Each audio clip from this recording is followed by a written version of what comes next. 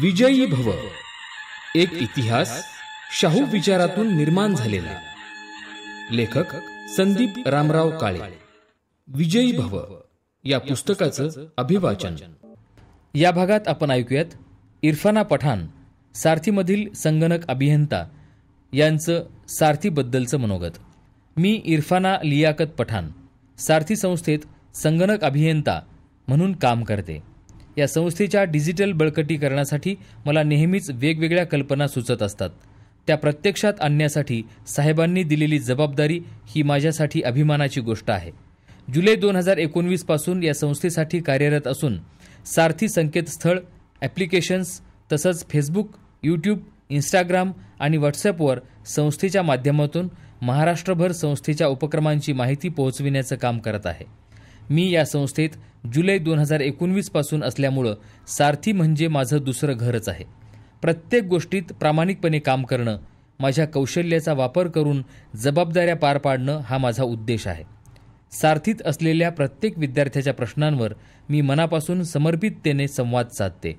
त्यांना त्यांच्या शैक्षणिक मार्गावर पुढे जाण्यासाठी मार्गदर्शन करते.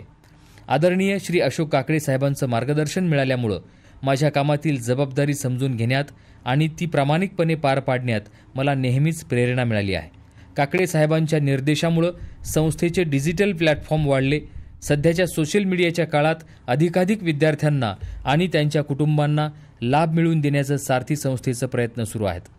सारथी संस्थेतून मिळालेली जबाबदारी पार पाडताना मला कायमच आनंद आणि समाधान मिळते. कारण आपली मेहनत समाजातील गोरगरीब आणि मागासलेल्या विद्यार्थ्यांच्या उन्नतीसाठी वापरली जात आहे हे पाहून मन भरून येतं.